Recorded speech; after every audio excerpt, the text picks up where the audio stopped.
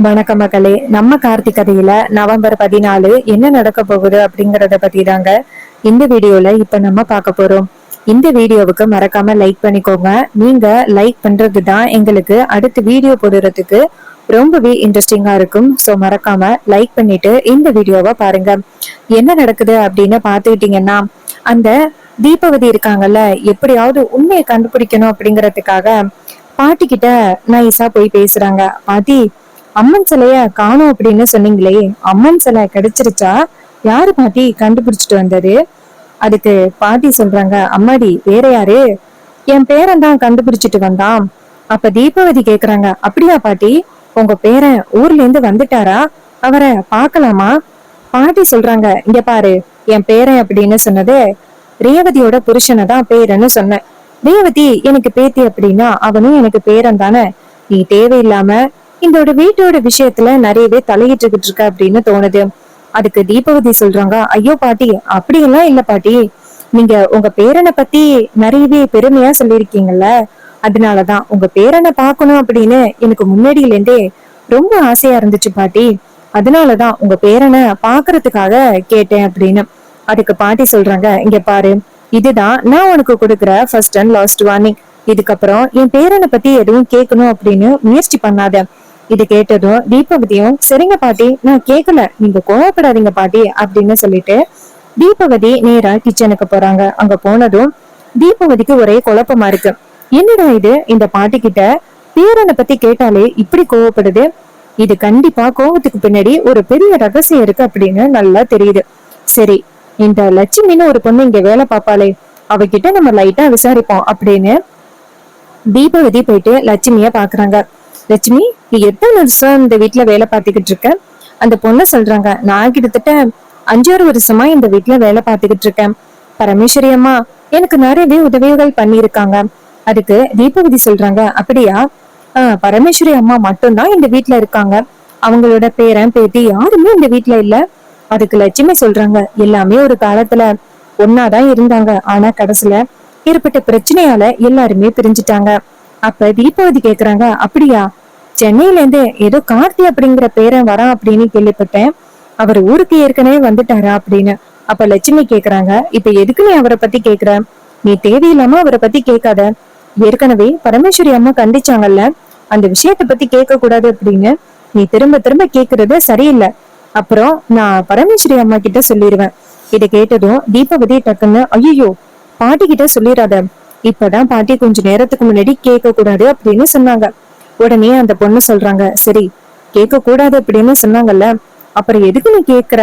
அதுக்கு தீபவதி சொல்றாங்க, sorry sorry, நான் கேட்க மாட்டேன் அப்படின்னு சொல்லிட்டு அந்த இடத்துல இருந்து போறாங்க.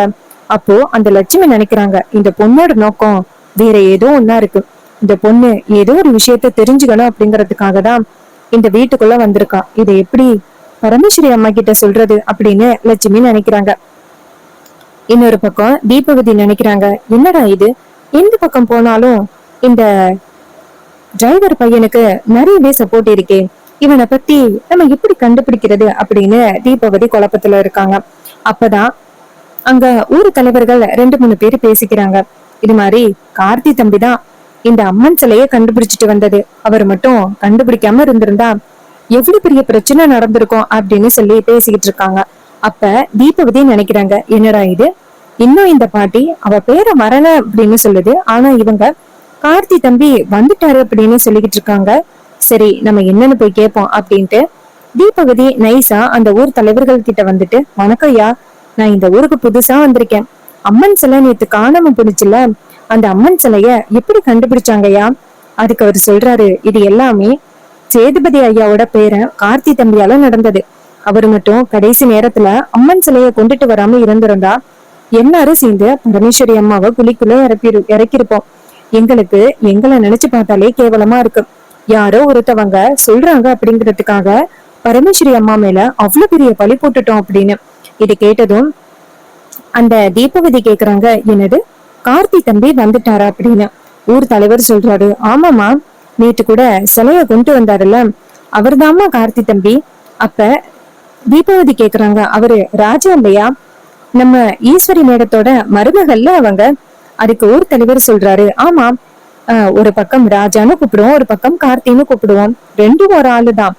ஈஸ்வரி அம்மா தான் அவங்க பொண்ணுக்கு அவரை கல்யாணம் பண்ணி கொடுத்திருக்காங்க. இதை கேட்டதும் தீபவதிக்கு ரொம்பவே அதிர்ச்சி. அப்படியா? அப்ப ஊர் தலைவர்கள் சொல்றாரு.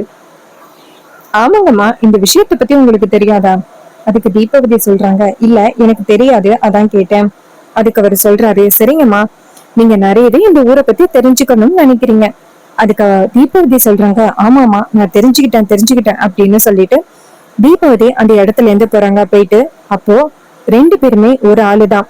ஆனா ஈஸ்வரி மேடம் தான் இது தெரியாம இருக்காங்க. இந்த பரமேஸ்வரி நல்லா ட்ரிக் பண்ணி எல்லாரையுமே ஏமாத்திக்கிட்டு இருக்கு. இந்த விஷயத்த பத்தி உடனே ஈஸ்வரி மேடத்துக்கிட்ட சொல்லணுமே அப்படின்னு நேரா நம்ம பரமேஸ்வரி இருக்காங்கல்ல, அவங்க வீட்டுக்குள்ள இருக்கும் பொழுது அந்த தீபவதி நேரா மாடிக்கு போயிட்டு நேரா நம்ம ஈஸ்வரிக்கு போன் பண்றாங்க. ஈஸ்வரி போன் அட்டன் பண்ணி சொல்லுங்க. அப்போ ஈஸ்வரி கேக்குறாங்க, சரி என் மருமகனை பத்தி உண்மையை கண்டுபிடிக்கிறேன் அப்படின்னு சொன்னீங்க. ஆனா இவ்வளவு நாள் ஆகிட்டு இன்னும் என் மருமகனை பத்தி உங்களுக்கு எந்த விஷயமும் தெரியலையா? அதுக்கு தீபவதி சொல்றாங்க, மேடம், ஸ்ட்ராங்கான எவிடன்ஸ்க்காக தான் காத்துக்கிட்டு இருக்கேன். உங்ககிட்ட ஏனோ தானோ அப்படின்னு என்னால ப்ரூவ் பண்ண முடியாது. ஒரு டைம் நீங்க வந்துட்டு நம்புனீங்கன்னா அது ஸ்ட்ராங்கா இருக்கணும். அதுக்காக தான் நான் காத்துக்கிட்டு இருக்கேன். இதை கேட்டதும் ஈஸ்வரி சொல்றாங்க, அப்படியா, சரி. தீபவதி கேக்குறாங்க, மேடம், உங்க சொந்தக்காரவங்க வீட்டுலதான் கோவில் கும்பாபிஷேகத்தை நடத்த போறாங்க, நீங்க வரலையா? அதுக்கு ஈஸ்வரி சொல்றாங்க, இல்லம்மா, எனக்கு வரத்துக்கு விருப்பம் இல்ல. இதை கேட்டதும் அவங்க சொல்றாங்க, என்ன மேடம் இப்படி சொல்றீங்க? நீங்க வந்தாதான் இங்க பல உண்மைகளை தெரிஞ்சுக்க முடியும். நீங்க பாட்டுக்கும் அங்க இருந்தீங்க அப்படின்னா உங்களுக்கு எந்த வகையில உண்மை தெரியும்? இதை கேட்டதும் ஈஸ்வரி கேக்குறாங்க, என்ன சொல்ற? அதுக்கு தீபவதி சொல்றாங்க, ஆமா மேடம், இந்த ஊர் திருவிழாவுக்கு வந்தீங்க அப்படின்னா உங்க பேரனை பத்தி தெரிஞ்சுக்கிறதுக்கு, உங்க மருமகனை பத்தி தெரிஞ்சுக்கிறதுக்கு ஒரு வாய்ப்பு கிடைக்கும். இதை கேட்டதும் ஈஸ்வரி சொல்றாங்க, நானே கோவில் திருவிழாவுக்கு வர முடியாது அப்படின்னு சொல்லிக்கிட்டு இருக்கேன். ஈஸ்வரி சொல்றாங்க, மேடம், நீங்க வந்தீங்கன்னா உங்களோட பல குழப்பங்களுக்கு ஒரு தீர்வு கிடைக்கும். நீங்க வாங்க, உங்ககிட்ட நான் ஆதாரத்தோட நிரூபிக்கிறேன். இதை கேட்டதும் ஈஸ்வரியும், அப்படியா, என்கிட்ட ஆதாரத்தோட நிரூபிப்பீங்களா? அதுக்கு தீபவதி சொல்றாங்க, கண்டிப்பா மேடம், உங்ககிட்ட ஆதாரத்தோட நிரூபிப்பேன், நீங்க வாங்க. இதை கேட்டதும் ஈஸ்வரியும், சரி ஓகே, நான் வீட்டுல உள்ளவங்களை சமாளிச்சு நான் கோவில் கும்பாபிஷேகத்துக்கு வரேன் அப்படின்னு சொல்லிட்டு போனை கட் பண்றாங்க. அப்போ தீபவதி நினைக்கிறாங்க, நேரம் வந்துட்டா போதும், அத்தனை பேருக்கு முன்னாடி அவங்க பேரை, அவங்க மருமகன் யாரு, சேதுபதியோட பேரை யாரு அப்படிங்கறது எல்லாத்தையுமே நம்ம ஈஸ்வரி நேரத்துக்கிட்ட நிரூபிச்சிடலாம் அப்படின்னு தீபவதி நினைக்கிறாங்க. அப்போ ஈஸ்வரி வீட்டுல உள்ள எல்லாரையுமே கூப்பிடுறாங்க. எல்லாரும் அந்த இடத்துக்கு வராங்க. அப்ப ராஜா கேக்குறாரு, ஈஸ்வரி, எதுக்குமா எல்லாரையும் வர சொன்ன? அப்ப ஈஸ்வரி சொல்றாங்க, எனக்கு ரொம்ப முக்கியமான ஒரு விஷயத்த சொல்றதுக்காக தான் எல்லாரையுமே கூப்பிட்டேன் அப்படின்ட்டு. அப்ப வில்லி கேக்குறாங்க, என்னக்கா முக்கியமான விஷயம்? ஈஸ்வரி சொல்றாங்க, இங்க பாருங்க, கோவில் கும்பாபிஷேகத்துக்கு நான் வரல அப்படின்னு சொன்னல, இப்போ என்னோட முடிவை மாத்திக்கிட்டேன், நான் கோவில் கும்பாபிஷேகத்துக்கு வரேன் அப்படின்னு. இது கேட்டதும் நம்ம வில்லிக்கு ரொம்பவே அதிர்ச்சி. என்னக்கா இது, ஊர் மக்கள் எல்லாருமே சேர்ந்து உன்னை அவமானப்படுத்தினாங்க அப்படின்னு சொல்லிட்டு கோவில் கும்பாபிஷேகத்துக்கு என்னால வர முடியாது அப்படின்னு சொல்லிட்டு அவ்வளோ பிடிவாதமா பேசினேன். இப்ப என்ன கோவில் கும்பாபிஷேகத்துக்கு வரேன்னு சொல்ற? இங்க பாருக்கா, இதெல்லாம் சரியில்லை, நீ வர வேணாம். அப்புறம் உன் மேல உள்ள மதிப்பு மரியாதை எல்லாமே ஊர் மக்களுக்கு குறைஞ்சு போயிடும். அதுக்கு ஈஸ்வரி சொல்றாங்க, இங்க பாரு, நான் கோவில் கும்பாபிஷேகத்துக்கு வரேன் அப்படின்னு சொல்லிட்டேன். இதுல யாரோட கருத்தையும் நான் கேட்கல. இது கேட்டதும் வில்லிக்கு ரொம்பவே அதிர்ச்சி. என்னடா இது, அக்காக்காரி கோவில் கும்பாபிஷேகத்துக்கு வரேன் அப்படின்னு சொல்றா, இதுக்கு பின்னாடி என்ன காரணம் இருக்கும் அப்படின்னு நினைக்கிறாங்க. அப்பதான் நம்ம ஹீரோ அந்த இடத்துக்கு வராரு. வந்ததும் ஈஸ்வரி ஹீரோவை பார்த்து, மாப்பிள்ள, கோவில் கும்பாபிஷேகத்துக்கு நான் வரேன். இது கேட்டதும் ஹீரோவுக்கும் ரொம்ப அதிர்ச்சியா இருக்கு. என்னடா இது, அத்தை கும்பாபிஷேகத்துக்கு வரேன் அப்படின்னு சொல்றாங்க அப்படின்னு. அதுக்கு ஈஸ்வரி சொல்றாங்க, மாப்பிள்ள, நீங்க இதைத்தானே எதிர்பார்த்தீங்க, கும்பாபிஷேகத்துக்கு வரவேன் அப்படின்னு. நான் வரேன் மாப்பிள்ள. ஹீரோ ரொம்ப சந்தோஷப்படுறாரு, அத்தை நீங்க வரத்துல எங்களுக்கு ரொம்ப சந்தோஷம் அப்படின்னு. அப்ப ஹீரோ என்ன பண்றாருன்னா, பாட்டிக்கிட்ட இந்த விஷயத்த தெரியப்படுத்தணும் அப்படின்னு நேரா அவங்க பாட்டிக்கு ஃபோன் பண்றாங்க. பாட்டி ஃபோன் அட்டன் பண்ணி, சொல்லியா பேராண்டி? அப்ப ஹீரோ சொல்றாரு, பாட்டி, அத்தை வந்து கோவில் கும்பாபிஷேகத்துக்கு வரேன் அப்படின்னு சொல்லிட்டாங்க. இது கேட்டதும் பாட்டிக்கு ரொம்பவே சந்தோஷமா இருக்கு. அப்படியா பேராண்டி? ஒரு வழியா ஈஸ்வரி கோவில் கும்பாபிஷேகத்துக்கு வரேன் அப்படின்னு சொல்லிட்டு ஒத்துக்கிட்டாலாம். அதுக்கு ஹீரோ சொல்றாரு, ஆமா பாட்டி, அப்ப பாட்டி சொல்றாங்க, ஒருவேளை ஒத்துக்கிட்டாலே நல்லது அப்படின்னு சொல்லிட்டு ரொம்ப சந்தோஷப்படுறாங்க. அப்போ நம்ம பாட்டி சொல்றாங்க, பேராண்டி, ஊர் மக்கள் எல்லாருமே என்ன ஒரு மாதிரி பேசினாங்கய்யா. ஈஸ்வரி கோவில் கும்பாபிஷேகத்துக்கு வரமாட்டா அப்படின்னு சொல்லிட்டு எல்லாரும் ஒரு மாதிரி பேசினாங்க. ஆனா இப்ப வந்துட்டு எல்லாரும் வந்து என்னை பார்த்துட்டு ரொம்பவே பொறாமப்பட போறாங்க அப்படின்னு சொல்லிட்டு பாட்டி சொல்ல, அப்ப ஹீரோ சொல்றாரு, ஆமா பாட்டி அப்படின்னு. அதுக்கப்புறமா கோவில் கும்பாபிஷேகத்துக்கு ஈஸ்வரி குடும்பத்துல உள்ளவங்க எல்லாருமே கிளம்புறாங்க. ஈஸ்வரி நேரா கோவிலுக்கு போறாங்க. அப்போ பொண்ணுங்க எல்லாருமே ஈஸ்வரியை பார்த்து, அம்மா கோவில்ல நிறைய கடைகள் வந்திருக்கு, நாங்க போய் சுத்தி பார்த்துட்டு வரோம். ஈஸ்வரி சொல்றாங்க, சரி சரி போய் சுத்தி பார்த்துட்டு வாங்க அப்படின்ட்டு. அப்போ பொண்ணுங்க எல்லாருமே சேர்ந்து அந்த கோவில் எல்லா இடத்தையும் சுத்தி பார்க்குறாங்க. பார்த்துட்டு, அம்மா இந்த இடம் ரொம்ப சூப்பரா இருக்கு அப்படின்னு சொல்லிட்டு இன்னுமே நிறைய இடத்த சுத்தி பார்க்க போறாங்க. அப்போ ஈஸ்வரி நினைக்கிறாங்க, இந்த தீபாவதி எங்க போனாங்க, அவங்க என்னை இங்க வர சொன்னாங்க, கடைசியில அவங்க எங்க போனாங்க அப்படின்னு ஈஸ்வரி பார்த்துக்கிட்டு இருக்காங்க. அப்பதான் தீபாவதி அங்க வந்துட்டு, மேடம் அப்படின்னு சொல்ல, அப்போ ஈஸ்வரி தீபாவதியை பார்த்துட்டு அதிர்ச்சி ஆகுறாங்க. ஏன்னா அவங்க கிராமத்து உடையில இருக்கிறத பார்த்துட்டு ஈஸ்வரிக்கு அதிர்ச்சி ஆகுது. அப்போ தீபாவதி சொல்றாங்க, மேடம் சொன்ன மாதிரியே வந்துட்டீங்களே. அதுக்கு ஈஸ்வரி சொல்றாங்க, ஆமா நீங்க தானே சொன்னீங்க உண்மையை என்கிட்ட நிரூபிக்கிறேன் அப்படின்னு, அதனாலதான் நான் வந்தேன். அதுக்கு தீபாவதி சொல்றாங்க, மேடம் இன்னைக்கே உங்களுக்கு என்ன நடக்குது அப்படிங்கிறது எல்லாமே தெரிஞ்சு போயிடும். இதை கேட்டதும் ஈஸ்வரி சொல்றாங்க, அப்படியா, தெரிஞ்சா நல்லதுதான் அப்படின்னு சொல்ல, அப்போ தீபாவதி சொல்றாங்க, மேடம் கண்டிப்பா உங்க மருமகன் அந்த பாட்டியை போய் சந்திக்காம இருக்க மாட்டாரு, நீங்க வாங்க அப்படின்னு சொல்லிட்டு கூட்டிட்டு போறாங்க. அங்க வந்துட்டு பாட்டியும் நம்ம ஹீரோவும் பேசிட்டு நிக்கிறாங்க. பாட்டி சொல்றாங்க, பேராண்டி எங்க உன்னால இந்த கும்பாபிஷேகத்தை நடத்த முடியாது அப்படின்னு எனக்கு ஒரு நேரம் சந்தேகம் வந்துருச்சு தெரியுமா. ஏன்னா ஈஸ்வரி அந்த அளவுக்கு பிடிவாத்தத்தோட இருந்தா, அதனால எனக்கு ரொம்பவே பயமா இருந்துச்சு. அதுக்கு ஹீரோ சொல்றாரு, பாட்டி அதான் கோவில் கும்பாபிஷேகத்தை நல்லபடியா நடத்தி கொண்டு இருந்துச்சு பாட்டி, அத்தையும் கும்பாபிஷேகத்துக்கு வந்துட்டாங்க, இதுக்கப்புறம் நம்ம குடும்பத்துல எந்தவித பிரச்சனையும் இல்ல பாட்டி அப்படின்னு. அப்ப பாட்டி சொல்றாங்க, ஆமாயா பேராண்டி, ஒரு வருஷத்துக்கு முன்னாடி நீ வந்தப்ப கும்பாபிஷேகம் நடக்காது அப்படின்னு சொல்லிட்டு நாங்க எல்லாருமே ரொம்ப வருத்தத்துல இருந்தோம். இப்போ நீ வந்தது எங்க எல்லாருக்குமே ரொம்பவே சந்தோஷமா இருக்கு அப்படின்னு சொல்லிட்டு ரொம்பவே ஹாப்பியா பாட்டி சொல்றாங்க. அப்பதான் நம்ம ஹீரோ சொல்றாரு, ஆமா பாட்டி அப்படின்னு சொல்லிட்டு ரொம்ப சந்தோஷமா பேசிட்டு இருக்காங்க.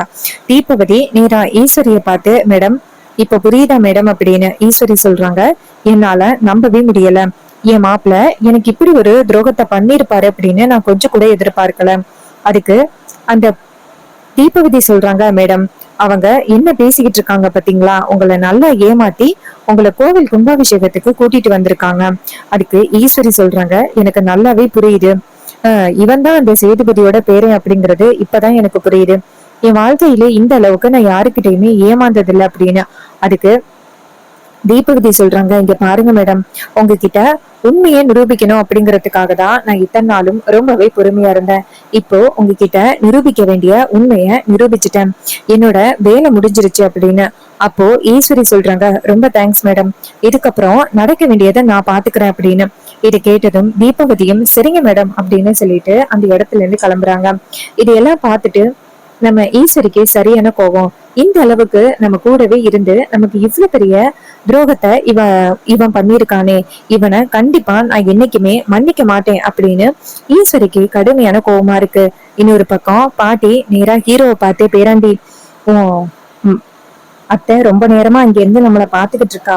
அதுக்கு ஹீரோ சொல்றாரு, பரவாயில்ல பாட்டி, பார்த்தாலும் என்ன ஆக போகுது, அவங்களுக்கு நம்மளோட பிளான் என்ன தெரியவா போகுது, விடுங்க பாட்டி அப்படின்னு சொல்லி கேட்க, அப்ப பாட்டி சொல்றாங்க, பேராண்டி கும்பாபிஷேகம் முடிஞ்சதோட ஈஸ்வரி கிட்ட உண்மையை சொல்லணும் அப்படின்னு முடிவு பண்ணிருக்கியா. அதுக்கு ஹீரோ சொல்றாரு, ஆமா பாட்டி, அத்தை கிட்ட உண்மையை சொல்லிதான் ஆகணும், இல்லைன்னா அத்தை வந்துட்டு ரொம்ப வருத்தப்படுவாங்க அவங்களுக்கு உண்மை தெரிஞ்சிச்சுன்னா. அப்ப பாட்டி சொல்றாங்க, சரியா பேராண்டி, நீ உண்மையை சொல்லிடு, நானும் அதான் நினைச்சேன் அப்படின்னு சொல்ல, பாட்டியும் ஹீரோவும் சரிங்க பாட்டி அப்படின்னு சொல்றாங்க. இந்த கதை உங்களுக்கு பிடிச்சிருக்கா? இந்த கதை பிடிச்சிருந்துச்சுன்னா இந்த வீடியோக்கு மறக்காம லைக் பண்ணிக்கோங்க, நம்ம சேனலை சப்ஸ்கிரைப் பண்ணிட்டு பக்கத்துல உள்ள பெல் ஐகானையும் கிளிக் பண்ணி ஆல்னு செட் பண்ணிக்கோங்க. அப்பதாங்க அடுத்த வீடியோ போடும் பொழுது உங்களுக்கு நோட்டிபிகேஷன் வரும், பார்க்கலாம். தேங்க்யூ ஃபார் வாட்சிங்.